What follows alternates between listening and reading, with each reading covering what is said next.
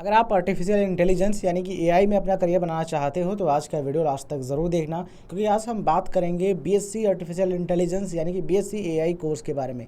आज हम आपको बताएंगे बीएससी में कौन सा एआई कोर्स आपके लिए सही रहेगा, किस तरीके से कर सकते हो, एडमिशन के लिए क्या क्राइटेरिया रहता है, कॉलेजेज एडमिशन किस तरीके से देते हैं, मतलब कि एंट्रेंस एग्ज़ाम कराते हैं या फिर डायरेक्ट एडमिशन देते हैं या फिर क्या प्रक्रिया रहती है। इसके अलावा टॉप कॉलेजेस और जहाँ से आप ये कोर्स कर सकते हो, सैलरी कितनी मिलती है, जॉब प्रोफाइल, और इसके लिए क्या लैपटॉप होना ज़रूरी है, मतलब कि अगर आप बीएससी एआई कोर्स कर रहे हो तो स्टूडेंट के पास लैपटॉप मैंडेटरी होता है या नहीं। बहुत सारी चीज़ों पर चर्चा करेंगे, बस आप वीडियो को ध्यान से देखिएगा। देखिए यहाँ पर कुछ चीज़ें आपको बता दें। एनईपी 2020 यानी कि नेशनल एजुकेशन पॉलिसी 2020 में जो आई थी उसमें क्या था, क्रेडिट बेस्ड सिस्टम था, मतलब कि जो स्टूडेंट जितने क्रेडिट पूरा करेगा उस हिसाब से उसको डिग्री, डिप्लोमा या फिर सर्टिफिकेट दिया जाएगा। तो यहाँ पर फटाफट हम समझ लेते हैं। बीएससी एआई कोर्स जो है उसमें भी यही अप्लाई होता है। मान लो आप फर्स्ट ईयर तक पढ़ाई करते हो तो पहले क्या होता था, फर्स्ट ईयर आपने किया और उसके बाद आपने छोड़ दी पढ़ाई तो आपको कुछ नहीं मिलता था। लेकिन एनईपी 2020 आने के बाद बहुत कुछ बदल चुका। देखो यहाँ पर समझो, अगर आप फर्स्ट ईयर तक पढ़ाई करते हो, 40 से 43 क्रेडिट आप हासिल कर लेते हो तो आपको सर्टिफिकेट इन एआई दे दिया जाएगा, मतलब कि आर्टिफिशियल इंटेलिजेंस में सर्टिफिकेट आपको मिल जाएगा। ठीक है। अगर आप सेकेंड ईयर तक अपनी पढ़ाई पूरी करती हो तो 80 से 86 क्रेडिट होने पर डिप्लोमा आपको दे दिया जाएगा आर्टिफिशियल इंटेलिजेंस का, मतलब एआई का। और अगर आप 3 साल अच्छे तरीके से पूरी पढ़ाई पूरी करते हो देन बीएससी की डिग्री आपको मिल जाएगी एआई एंड एमएल में या फिर क्या आर्टिफिशियल इंटेलिजेंस में। ठीक है, तो ये चीज़ है। और अगर आप 4 साल मतलब कि 160 प्लस क्रेडिट पूरे कर लेते हो देन आपको बीएससी ऑनर्स विद रिसर्च या फिर बीएससी ऑनर्स की डिग्री दे दी जाएगी, जिसके बाद आप डायरेक्ट पीएचडी के लिए जा सकते हो या फिर आप एमटेक कर सकते हो। तो ये फ्लैक्सिबिलिटी है और ये बेनिफिट है। ठीक है, तो अगर आप 4 साल करते हो तो बेनिफिट काफ़ी है कि आगे जब आप कोई कोर्स करोगे तो उसकी ड्यूरेशन कम हो जाएगी, मतलब कि अगला जो कोर्स है हायर एजुकेशन वाला वो आप कम समय में कर सकते हो। और आप चाहो तो नॉर्मली 3 साल में भी कोर्स कंप्लीट कर सकते हो, ग्रेजुएशन की केवल डिग्री आपको मिल जाएगी। ठीक है, यहाँ पर एक चीज़ आपको बताएं, नेस्कॉम और नाइलेट की रिपोर्ट के अकॉर्डिंग इंडिया में 10 लाख प्लस एआई और डेटा साइंस वाले जो प्रोफेशनल्स हैं उनकी रिक्वायरमेंट है। तो ऐसे में भैया ये जो कोर्सेज हैं काफ़ी चर्चा में आ रहे हैं और करने भी चाहिए, क्योंकि ज़माना एआई का है, ऑटोमेटेड सिस्टम का है, साइबर सिक्योरिटी का है, बहुत सारी चीज़ें हैं। ठीक है, तो ऐसे में जो टेक्निकल कोर्सेज हैं उनकी डिमांड बढ़ रही है, क्योंकि टेक्निकल प्रोफेशनल्स की डिमांड है। तो ऐसे में अगर आप एक कोर्स करते हो, अच्छे तरीके से सीखते हो तो करियर आपका अच्छा होगा, भविष्य अच्छा होगा। और यहाँ पर कई सारे स्पेशलाइजेशन भी होते हैं, माइनर स्पेशलाइजेशन, जैसे कि हेल्थ केयर साइंसेज, फिनटेक या फिर agriculture technology, cyber security, sports analytics, है ना, स्पोर्ट्स एनालिटिक्स, इनमें आप अपना स्पेशलाइजेशन भी कर सकते हो। तो ये चीज़ें हैं। तो यहाँ पर आपको बता दें, ये जो कोर्स है 1 साल, 2 साल, 3 साल, 4 साल, बढ़िया क्या रहेगा, अगर आपके पास टाइम है तो 4 साल में कंप्लीट करो। ठीक है, नहीं ज़्यादा टाइम है 3 साल में कर सकते हो, उसके बाद आप अपना जॉब कर सकते हो या फिर कोई दूसरा कोर्स कर सकते हो। ठीक है, और ये भी एक बैचलर डिग्री मिलती है, मतलब कि इसमें जैसी पढ़ाई करोगे वैसे ही आपको सर्टिफिकेट या फिर डिप्लोमा या फिर डिग्री मिलेगा। अब बात करते हैं कि ये कोर्स कौन कर सकता है और इसके लिए क्या एलिजिबिलिटी कंडीशंस है, एडमिशन का प्रोसेस क्या है, समझिए। देखिए, इसके लिए ज़रूरी है कि 10+2 यानी कि 12वीं की परीक्षा आपने पास की हो, इंटर आपने कर रखा है, हायर सेकेंडरी आपने कर रखा है किसी भी मान्यता प्राप्त बोर्ड से, चाहे आपने सीबीएसई से किया हो या फिर आईएससी से किया हो या फिर यूपी बोर्ड से या फिर किसी भी मान्यता प्राप्त स्टेट बोर्ड से आप अप्लाई कर सकते हो। यहाँ पर एक चीज़ समझिएगा, मैंडेटरी सब्जेक्ट बहुत इंपॉर्टेंट है। मैथमेटिक्स आपके पास हो या फिर बिजनेस मैथमेटिक्स या फिर स्टैटिस्टिक्स, ठीक है, ये सब्जेक्ट होने चाहिए। या फिर आपने कंप्यूटर साइंस ले रखा था, आप अपने 10+2 में मतलब कि 12th में कंप्यूटर साइंस पढ़ चुके हो, ठीक है, तब भी आपको एडमिशन मिल सकता है कुछ इंस्टीट्यूट्स में। लेकिन जो अधिकतर इंस्टीट्यूट्स कहते हैं कि भैया फिजिक्स, केमिस्ट्री, मैथ, मतलब कि पीसीएम सब्जेक्ट हो तभी आपको एडमिशन मिलेगा। ठीक है, तो फिजिक्स, केमिस्ट्री, मैथ से पढ़ाई आपने की है तो आप चाहे जहाँ पर एडमिशन ले सकते हो, कोई दिक्कत नहीं होगी। तो ये एलिजिबिलिटी कंडीशंस हैं। अब बात करते हैं भैया मिनिमम मार्क्स के बारे में, कितने % मार्क्स चाहिए। तो अगर आप एक जनरल या फिर ओबीसी कैंडिडेट हो देन 45 से 60% मार्क्स होने ज़रूरी हैं एग्रीगेट, मतलब कि 12th के मार्क्स मिला करके 45 से 60% हैं, देन आप एलिजिबल हो जाओगे। एससी या फिर एसटी का कैंडिडेट हो देन 40 से 45% मार्क्स हैं मिनिमम, तब भी आप एलिजिबल हो जाओगे। तो ये कंडीशन होती है। देखो अच्छा क्या रहेगा भैया, एक चीज़ समझो, अगर आप चाहते हो कि हम चाहें बढ़िया से बढ़िया कॉलेज में जाएं, हमारा एडमिशन हो जाए, तो एटलीस्ट आप 60% तो कम से कम 12th में लेकर के आओ, फिजिक्स, केमिस्ट्री, मैथ में, पीसीएम में।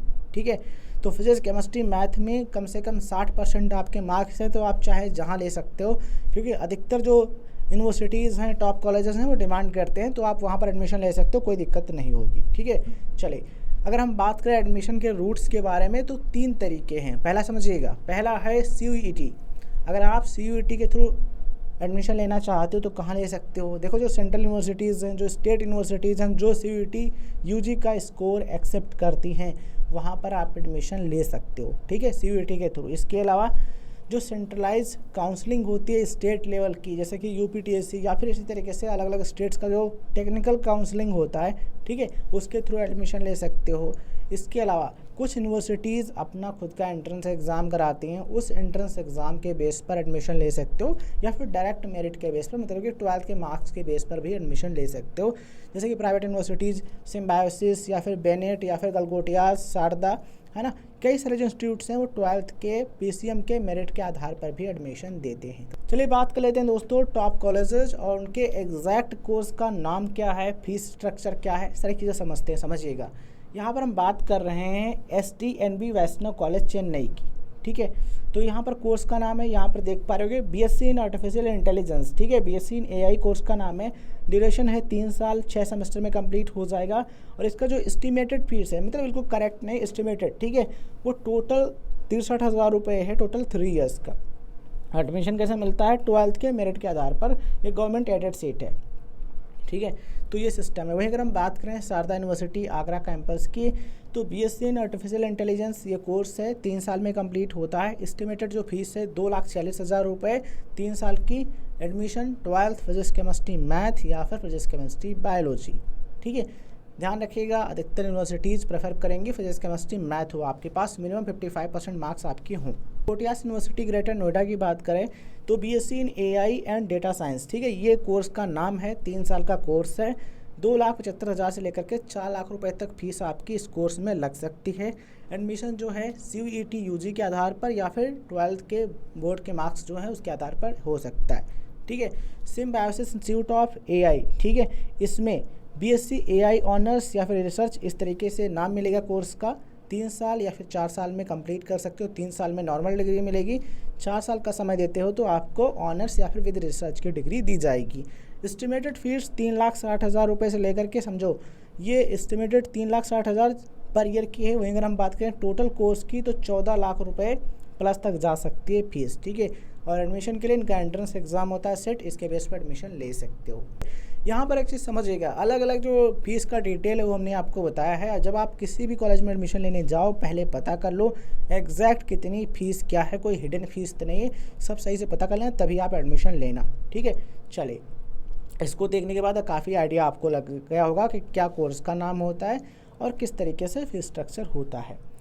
यहाँ पर एक चीज़ समझिएगा, किसी भी कॉलेज में एडमिशन के लिए जा रहे हो तो ये जो कोर्स है टेक्निकल कोर्स है, यहाँ पर भैया जो इंफ्रास्ट्रक्चर है ना वो बहुत अच्छा होना चाहिए, जिससे आप अच्छे तरीके से सीख सको, प्रैक्टिकल करो और कोई दिक्कत ना हो। तो हार्डवेयर की रिक्वायरमेंट जो है, जो फिजिकल लैब है वो हों, ये सारी चीज़ें इंश्योर करो। देखो ये चीज़ें लैब के जो स्टैंडर्ड्स हैं इनको आप कॉपी कर सकते हो, अपने पास रख सकते हो, देख सकते हो। अगर हम एक एक चीज़ डिटेल में बताएंगे तो बहुत टाइम लगेगा। यहाँ पर एक चीज़ बता देना कि जब आप ये कोर्स करते हो तो उसके लिए लैपटॉप की रिक्वायरमेंट होती है, तो उसके लिए जो लैपटॉप है कम से कम इस रेंज का होना चाहिए कि मतलब इंटेल कोर i5 या फिर AMD Ryzen 5 ये जो प्रोसेसर हैं वो आपके लैपटॉप में हो। 16 GB रैम, 512 GB कम से कम SSD हो। ठीक है, तो इसके जो लैपटॉप हैं इसके लिए जो बेस्ट, उसका लिंक हम डिस्क्रिप्शन बॉक्स में दे देंगे, आप चाहो तो वहाँ से परचेज कर सकते हो। ठीक है, तो ये जो NVIDIA एंटरप्राइजेस GPU क्लस्टर्स है ना, उसकी रिक्वायरमेंट आप देख सकते हो, कम से कम इतना हो, और क्लाउड कंप्यूटर इंटीग्रेशन की व्यवस्था हो, इसके अलावा हाई स्पीड लोकल स्टोरेज की व्यवस्था हो, प्रैक्टिकल जो हार्डवेयर लैब हैं वो बिल्कुल सही तरीके से बनी हो, और जो रिक्वायरमेंट होती है इस कोर्स के लिए वो सारी चीज़ें हों।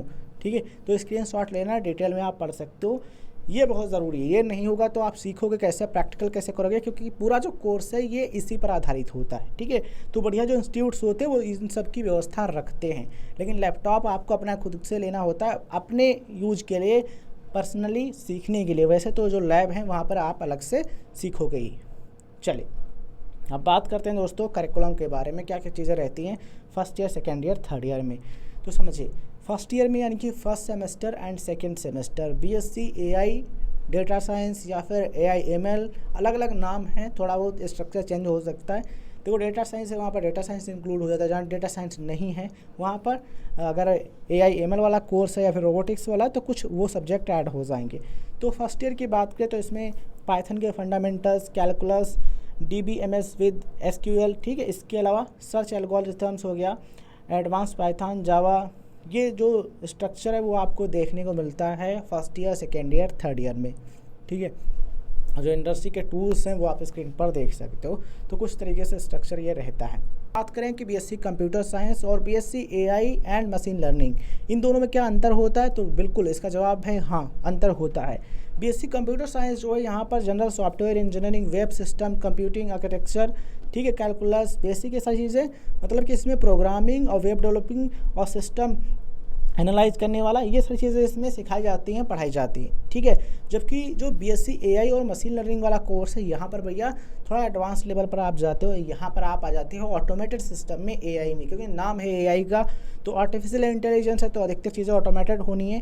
तो इसमें जो सिलेबस है वो चेंज हो जाता है। इसमें प्रेडिक्टिव डेटा मॉडल्स, ठीक है, ऑटोनोमस एल्गोरिथम्स, इंटेलिजेंस सिस्टम्स और advance statistics, linear algebra, probability, ठीक है, डेटा प्री प्रोसेसिंग और बहुत सारी जो चीज़ें हैं वो आप इसमें पढ़ते हो, जो कि बेसिक कंप्यूटर साइंस में, नॉर्मल जो बेसिक कंप्यूटर साइंस कोर्स होता है उसमें आप नहीं पढ़ते हो। तो डिफरेंस है। अब स्टूडेंट के मन में सवाल ये आता है कि बीएससी एआई या फिर एमएल या फिर रोबोटिक्स का कोर्स हम कंप्लीट कर लेते हैं तो उसके बाद हमें जॉब कहाँ पर मिलता है, सैलरी क्या होती है, फ्रेशर के तौर पर, जब एक्सपीरियंस हो जाता है, सीनियर हो जाते हैं, तब क्या होती है, समझिए। अगर हम लीडिंग ग्लोबल रिक्रूटर्स की बात करें तो Microsoft, Google, Amazon, TCS, Infosys, ठीक है, इसके अलावा कई सारे एआई स्टार्टअप्स हैं ना, अलग अलग कंपनीज हो सकती हैं, वो सभी रिक्रूट करते हैं इन सभी प्रोफेशनल्स को। मतलब कि वो सभी अपनी कंपनी या फिर स्टार्टअप में जगह देते हैं, जॉब करने का मौका देते हैं, ठीक है। अगर हम बात करें जॉब प्रोफाइल कौन सी होती हैं तो एआई एंड एमएल इंजीनियर, मतलब कि मशीन लर्निंग इंजीनियर के तौर पर काम कर सकते हो, डेटा साइंटिस्ट की पोस्ट पर काम कर सकते हो, computer vision and NLP developer के तौर पर काम कर सकते हो। तो ये मेन प्रोफाइल्स आपको मिलते हैं काम करने के लिए। अब बात करते हैं सैलरी स्ट्रक्चर के बारे में। तो एज आ फ्रेशर 0 से 1 साल का एक्सपीरियंस है, देन आपकी जो स्टार्टिंग सैलरी है, इंडस्ट्री का एवरेज हम आपको बता रहे हैं तो 5 से 8 लाख रुपए पर ईयर। वहीं अगर आप टॉप कंपनीज़ में चले जाते हो, टॉप कंपनीज़ में आपको सिलेक्शन मिल जाता है, देन 12 से 25 लाख रुपए पर ईयर तक भी मिल सकता है। मतलब कि टॉप कंपनीज़ में सिलेक्शन हो जाता है, देन इस रेंज में स्टार्टिंग में ही आपको इतना मिल सकता है। वहीं अगर आपको एक्सपीरियंस हो जाता है 3 से 5 साल का मिड लेवल पर तो 8 से 16 लाख रुपए पर ईयर, और भैया टॉप कंपनीज़ में पहुंच जाते हो तो 22 से 35 लाख पर ईयर तक आपको मिल सकता है। ये है भैया पर ईयर का मतलब, जितना भी सैलरी या फिर जितनी भी सुविधाएं मिलेंगी वो 22 से 35 लाख के अंडर में ही होती है। उसी को बोलते हैं सीटीसी, ठीक है, या फिर उसे बोलते हैं पैकेज, ठीक है। इसके अलावा भैया आप हो जाते हो सीनियर एआई स्पेशलिस्ट, मतलब आपने काम किया 6 साल 7 साल 8 साल का एक्सपीरियंस हो गया है तो 20 से 42 लाख रुपए पर ईयर ये इंडस्ट्री का एवरेज है। वहीं अगर हम बात करें कि टॉप कंपनीज़ में जाते हो तो 45 लाख से लेकर के 1 करोड़ प्लस तक आपको पर ईयर का मिल सकता है। और देख लो आप जहाँ जा रहे हो ना कि वहाँ पर अगर कोई अच्छी कंपनी मिल रही, जहाँ से कॉलेज से आप कर रहे हो प्लेसमेंट अच्छी कंपनी में हो जा रहा है तो वहाँ पर भी आप जॉब कर सकते हो। तो वेरियस ऑप्शंस होते हैं, बस आप स्किल्ड होने चाहिए, आपने सही से डिग्री या फिर डिप्लोमा जो भी आपने कंप्लीट किया वो किया हो और आपकी स्किल बेहतरीन हो, ठीक है। चलिए अब बात करते हैं भैया कोर्स करना चाहिए या फिर नहीं करना चाहिए, क्या कंक्लूजन निकलता है, समझिए। एक चीज़ समझिएगा आप, देखिए फ्यूचर है ना काफ़ी चेंज हो रहा है। जब फ्यूचर चेंज हो रहा है तो अगर आपको जॉब चाहिए तो आपको भी चेंज करना पड़ेगा। नॉर्मली जो कोर्स करते थे बीएससी मैथ हो गया या फिर बीएससी फिजिक्स हो गया या फिर हम नॉर्मल बीएससी करते थे बायोलॉजी या फिर कोई सब्जेक्ट ले लेते थे। अब जो है ना कि फ्यूचर थोड़ा जा रहा है उनसे हट करके, मतलब उसका इम्पोर्टेंस है अपनी जगह पर, लेकिन फ्यूचर है एआई का, आर्टिफिशियल इंटेलिजेंस का, साइबर सिक्योरिटी का, मशीन लर्निंग का, डेटा साइंस का, ठीक है। तो टेक वाले स्टूडेंट हो, फिजिक्स केमिस्ट्री मैथ आपने 12th में पढ़ा है तो डेफिनेटली इसमें आओ, बस अच्छे तरीके से पढ़ना और ध्यान देना। यहाँ पर आईक्यू का खेल है, जितना आप दिमाग लगाओगे, सही से पढ़ोगे, समझोगे, उतना ही बेहतरीन कर सकते हो, ठीक है। तो यहाँ पर जब आप मेहनत करते हो ना, मान लो एक चीज़ मैं आपको बताता हूँ, मान लो आपने बीएससी एआई का कोर्स कंप्लीट कर लिया, आपका जो दिमाग है वो ग्रो हो गया, विकसित हो गया है। आप चाहो तो जॉब करो या फिर ना करो, या फिर अपना खुद का कोई सिस्टम बना सकते हो, उससे भी पैसे कमा सकते हो, या फिर टीचिंग कर सकते हो, मतलब पढ़ा भी सकते हो, ठीक है। यूट्यूब चैनल खोल सकते हो, फिर वेरियस ऑप्शंस आपके पास होते हैं, मतलब जॉब करने के अलावा भी। तो बेनिफिट ये है कि अगर आप स्किल्ड हो तो आपको हर जगह जगह मिलेगी, स्किल नहीं है, आपने नॉलेज गेन नहीं किया है तो आपको कहीं नहीं जगह मिलेगी। तो ये है, तो अगर आप पढ़ सकते हो, सीख सकते हो तो अच्छा सिस्टम है। और ये जो NEP 2020 वाला सिस्टम है ये भी काफ़ी अच्छा है कि 1 साल किया तो आपको सर्टिफिकेट मिल गया, 2 साल आपने पढ़ लिया उसके बाद छोड़ दिया तो आपको डिप्लोमा, 3 साल पूरे कर लिए तो ग्रेजुएशन की डिग्री, और 4 साल आपने अच्छे तरीके से कंप्लीट कर लिए तो फाइनली आपको BSc ऑनर्स की या फिर विद रिसर्च की डिग्री मिल जाएगी AI में। आई होप सारी चीज़ें समझ में आ गई होगी। फिर भी कोई क्वेश्चन है देन कमेंट सेक्शन में मेंशन कर सकते हो। और देखो, इसमें लैपटॉप की आवश्यकता है क्योंकि आप प्रैक्टिस कहाँ करोगे, जितना भी सिस्टम ना वर्चुअल है, ऑनलाइन है ना, तो उसके लिए एक अच्छे लैपटॉप की आवश्यकता होती है। आप चाहो तो डिस्क्रिप्शन से बाय कर सकते हो, क्लिक करके आप देख सकते हो, कहीं से भी लेना, अच्छी रैम का हो, अच्छा प्रोसेसर हो, ठीक है, और बैटरी लाइफ भी ठीक ठाक हो, ऐसा लैपटॉप लेना जो आपको काम में हेल्प करे, वो बाधा ना बने। उम्मीद करते हैं वीडियो जानकारी पसंद आए तो इस वीडियो को लाइक कीजिए, शेयर कीजिए, चैनल पर नए हो तो सब्सक्राइब करके नोटिफिकेशन बेल ऑन कर लेना, और टेलीग्राम चैनल का लिंक डिस्क्रिप्शन बॉक्स में मिल जाएगा, व्हाट्सअप का मिल जाएगा, ज्वाइन कर लेना। वहाँ पर आपको जितने अपडेट्स रहेंगे वीडियोज़ के वो मिलते रहेंगे। धन्यवाद, जय हिंद, जय भारत।